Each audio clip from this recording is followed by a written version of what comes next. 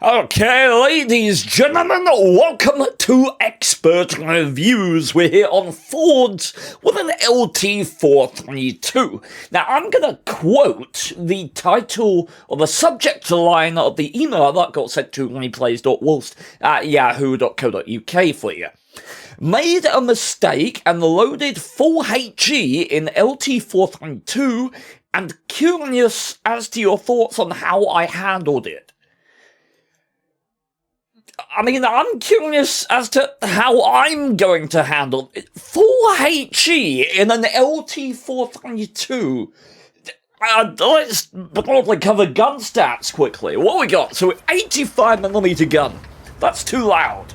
85mm gun, 11.54 rounds per minute, 176 with AP, which we don't have, 218 with AP, 176 with APCR, because that's standard, that we don't have. And 218 with premium AP, that we don't have. We got 44mm of pen with a HE, does 300 alpha damage, with 44mm of pen, 700 meters per second, I think, shell travel time. Okay, what do you... At some point you notice, I don't know when you noticed this, like, we've all loaded the wrong ammunition. Do you notice as you're loading in, you're like, facepalm fuck, you know, or is he yet to notice? Is he gonna notice the first time he attempts to perforate someone and lacks significantly in the penetration department? I don't know, but let's talk. As he's behind tanks like a T-55A, a Banask, an Su-130, a Chafford, that won't be the case for long, as top speed on the LT-432, 70 kilometers per hour with a 900 horsepower engine moving this 27-odd ton tank around with a horsepower per ton ratio of 33.33 base. How neat. But goddamn, this is a speedy vehicle. 23 in reverse. But one of the main, I think, one of the things that makes the LT432 so good, apart from, of course, loading full HE, so your DPM goes up from, 2,121.58 to 3,500 and something odd, right? This thing has 7 degrees of gun depression.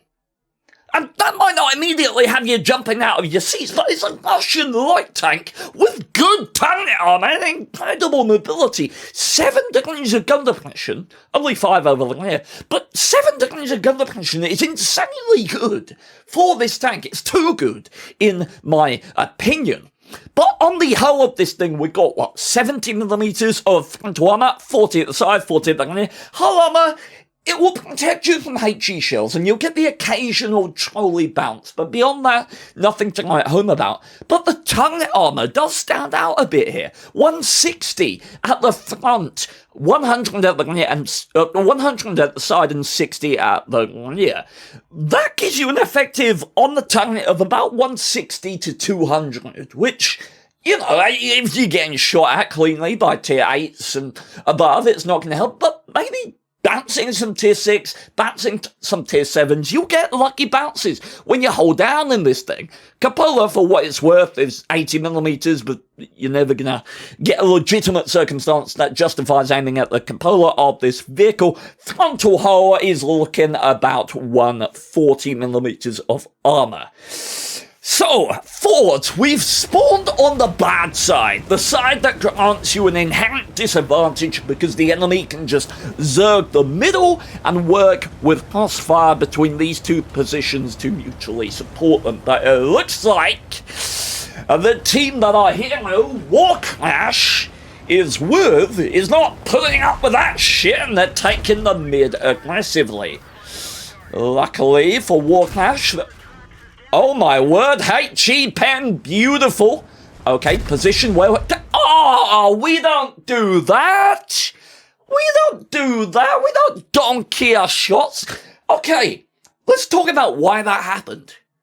That's interesting. I love interesting things. Turret traverse of the LT. As far as I know, top of my head, 50.06. I think. Somewhere around there. Base transverse speed, 48.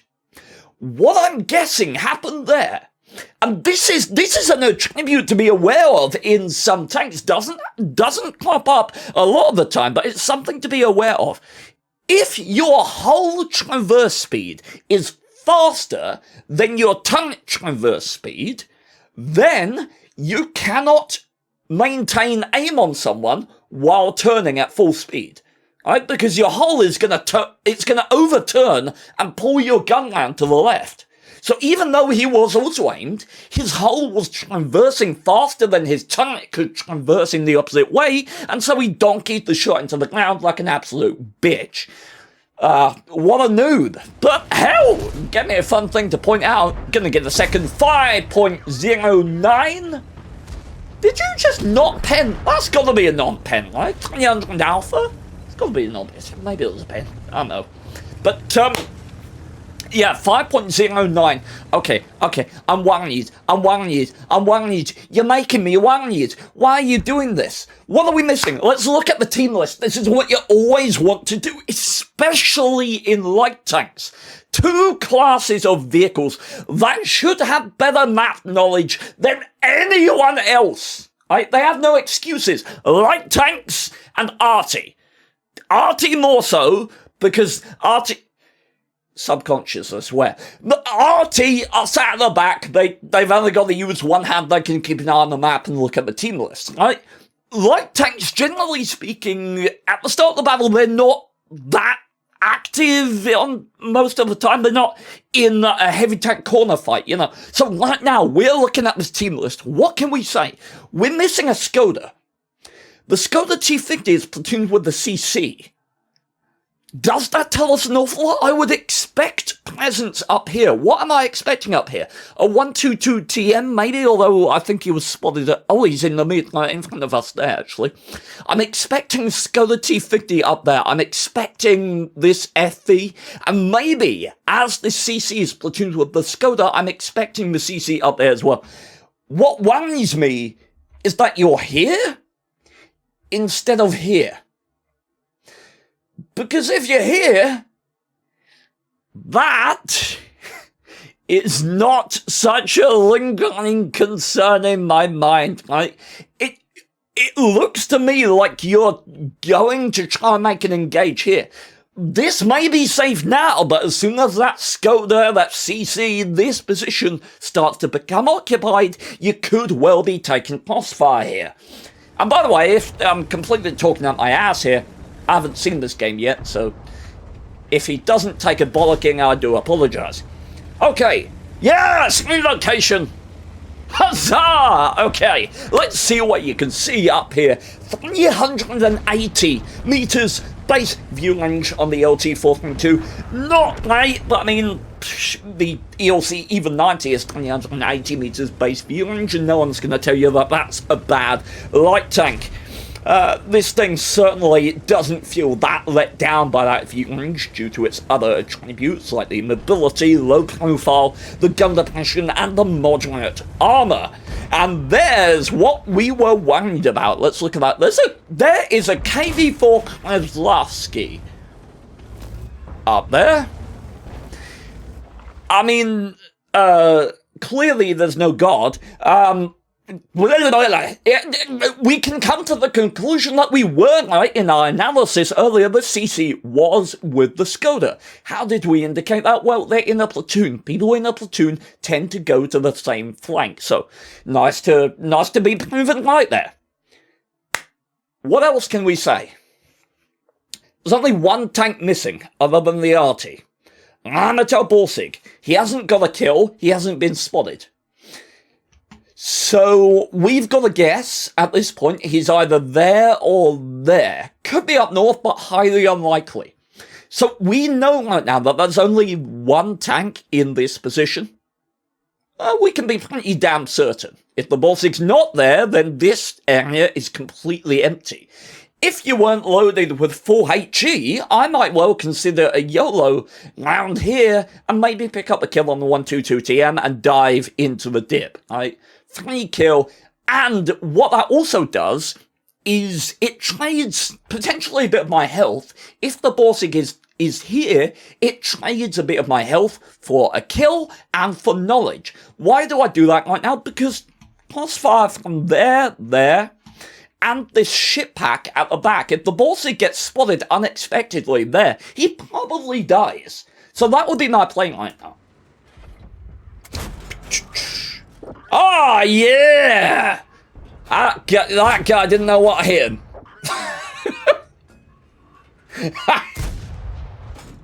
Yes! Oh, this is enjoyable. How many shells you got? Like 50 HE shells you took on this thing. How? Okay, spotting check me. Spotting check me. Come on, there's a Borsig somewhere unspotted. Last tank left unaccounted for. Borsig. What you got cannonaging wise? You got 18.58 on the move, and while stationary because it's a light tank, and 4.18 after firing. These are base value or 100% true values. What you can do: poke on the edge there, fire a shot at this location, then fall back. What does that tell you? It tells you if the Borsig is there. If you get spotted, he's there. If you don't get spotted, he isn't. One thing I was immediately realizing as I paused this game, this SU is moving up, which makes me want to spot and check even more. I want to know if the SU is going to run into anything and if he's going to need my support. Come on, spotting check. 7 degrees of gun depression. I don't know if you're going to be able to make something happen here. Oh, I'm worried now. He didn't actually spot you. I very much thought he would. Okay, FE has appeared there out of nowhere. Interesting. Okay, being quite careful. Don't. Oh my god. Oh my. Ah! What are you? Okay, I'm just gonna assume that you did this on purpose, that you played this spot before, and you 100% know that you're perfectly in cover from that cave. What a I thought you were just playing badly and didn't realize that people could shoot you in the ass. But I'm gonna assume you just knew that that lock was right there. Stellar plays. Oh, God. 25 damage put out. Please, stop. Stop exposing yourself to the obvious position that's been obvious for the last 2 minutes. Oh, yep. I mean, yes, you beat the T-30s when you load, but again, the obvious position that's been obvious for the last 2 minutes. You were distracted by all the HE damage output. Oh, God. Yeah, as much as the LT's tank armor does afford you some assurances, hold down, when facing 155mm gun with 276mm of pen, oh, but probably not going to do all that much. Okay, aimed a bit wide there. Could have caught the track and did no damage, unless you were aiming for the track, which could well have been. Now we're concerned about the RT. There's the good old amateur Borsig. Okay, what do we want to be thinking now? Mildly concerned, right? Our heavy flanks are looking weak. This is about to lose. What I might consider doing right now is a full relocate. As in not occupying this position anymore, coming down off of here and relocating back to base. Getting a position out here in the bushes or behind this rock here just to spot these heavies coming in and offer my team the ability to know that they're coming, relocate back and pressure them as they advance, right? I think holding a position out here would be a good use of my time, seeing as I basically can't put out a huge amount of damage, but providing an alternate angle might inhibit their ability to attack there. So that'd be something I'd consider. Aim for the engine here. Poor shot. Poor shot. But the only thing you're going to be concerned about shooting you in that position is the arty. But, I mean, that is a big concern. Oh, actually, let me examine that. Oh, maybe it would be quite a shot for a KV4 or CC to make that, but they could well do it. Interesting. Learning. Okay. So, heavy flank has fallen. And it looks, that turn of the camera to me says that you were aware of the potential of people appearing here. Right. So that's good. If I'm reading that right, could be completely wrong. That doesn't happen often. Oh no, the water tower! Think of the children. Okay, T30 in mid. Is stagnancy here prudent? That's a good shot, yeah. Best shot you can take at that point, really. Oh, and now we got some excitement. Okay. Honestly, the enemy team have a conundrum right now. Because I kind of like this play, but I also kind of don't. I don't like it if they stop here. I like it if they hard play middle, but they leave the T30 and Effie here. And the reason I like that is because we've got the Pangelo and the BZ coming in behind. In fairness to the enemy, though, they can't really know that. And I'm just thinking, if they get caught out in the middle here, we could actually swing this battle on its head by these guys coming in from behind. We've got these guys on the pressure point, but the reason I say leave the T30 and Effie there is because if these guys yellow mid and attack this position, these guys being here means that this Jedi and BZ can't easily follow them without taking a shot. So we'll have to see. Sort of thinking once that BZ gets close to that Pangelo, the flank might come in for us. Aim for the engine. Aim for the engine. Lovely shot. Lovely.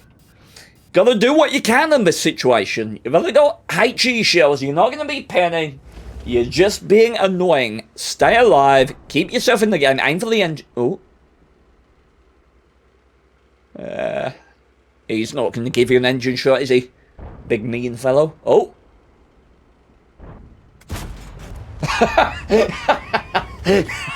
Such indecision.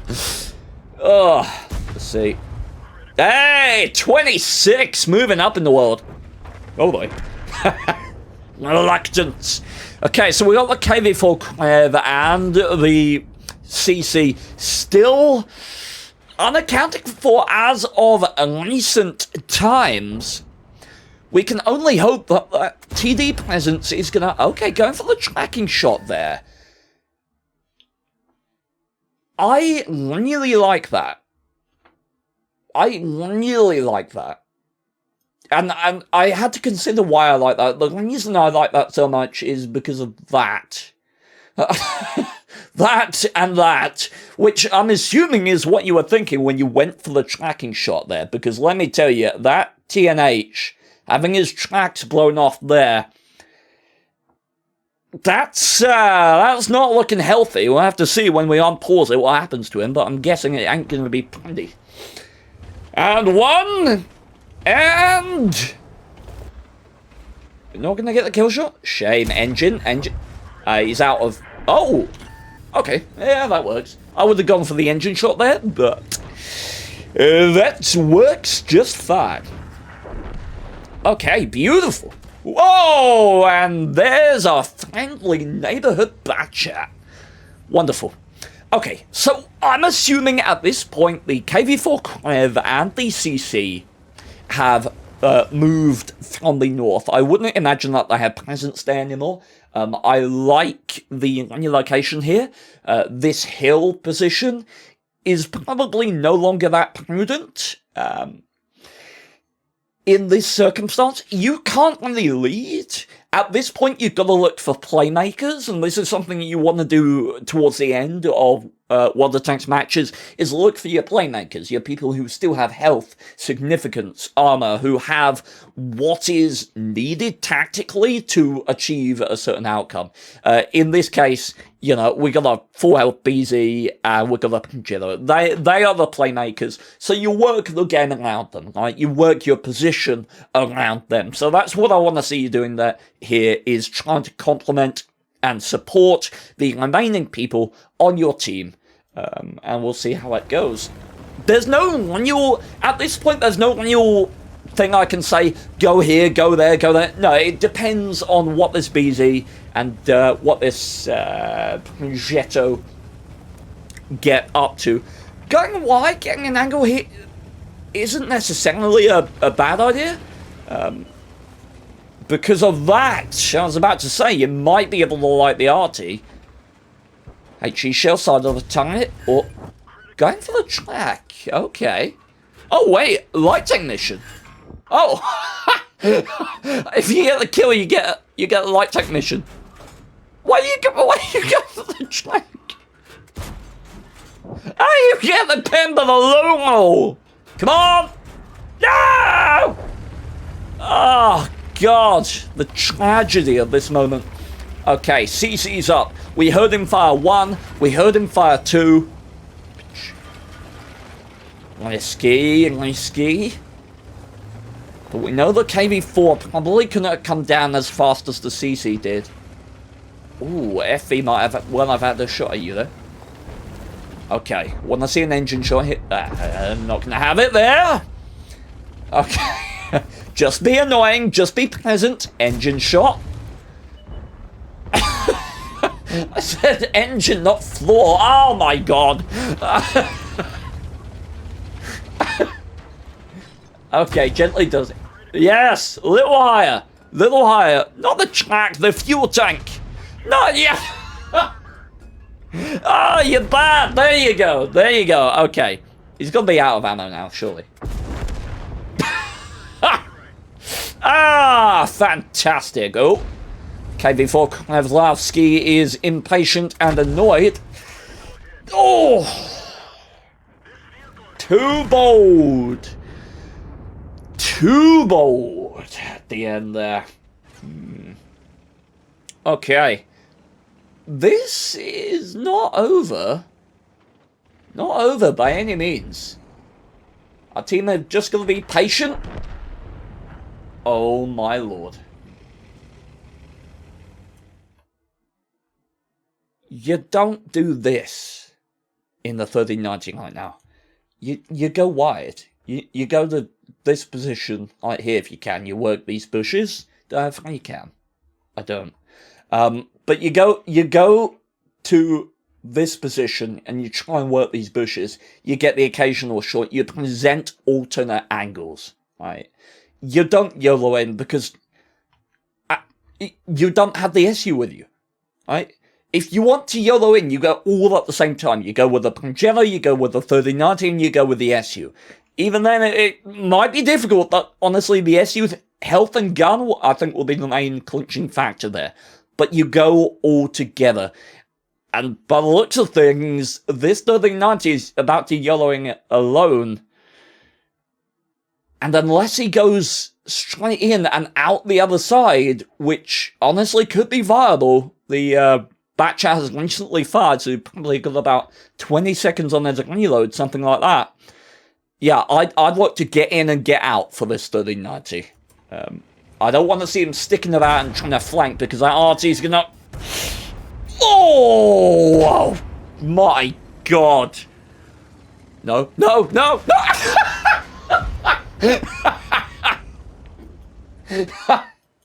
What a loser. Ah, fantastic. Okay, Pangelo coming up. Oh, this should be GG. What?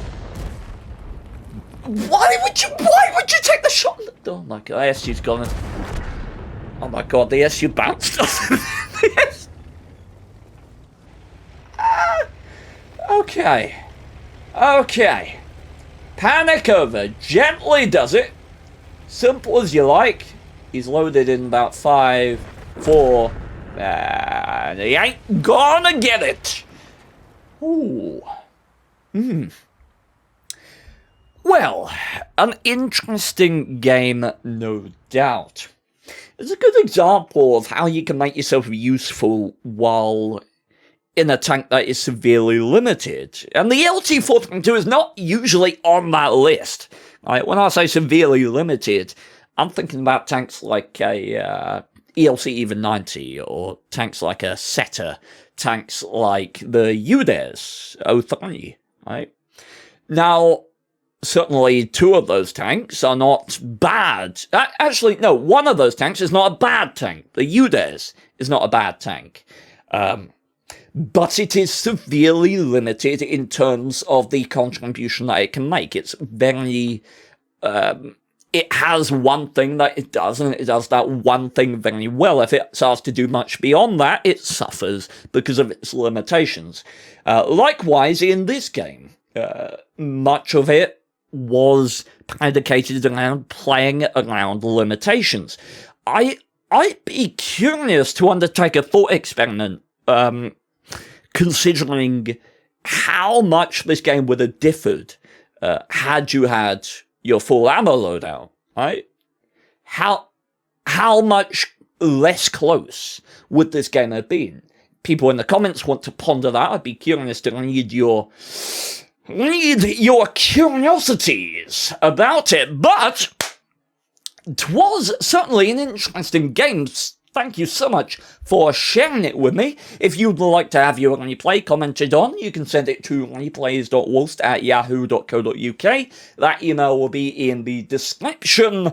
And if you'd like to see more from me, we got a commentary playlist, which I think will appear on the outro screen. We do one of the expert reviews every Wednesday at 6 PM, so if you'd like to join us for that, you may well do so. We have a well-produced video out on Friday, 6 PM every week, and we stream over on Twitch at 4 PM GMT time on the weekends, Saturday and Sunday, and 4:30 GMT time on Monday. So if you'd like to join us there, that link is also in the description. Thank you so much, and farewell. Peabody, cheers from Germany, man. Thought I'd hide a couple silly verses, my friend. He is a nice guy like Ned Flanders, but wielding a banhammer that make viewers feel him like a gang member, yeah. You better never ever shoot versus the man, cause that's a jerk off his hand, hence you're a permanent ban, yep. Like in a roleplay game, you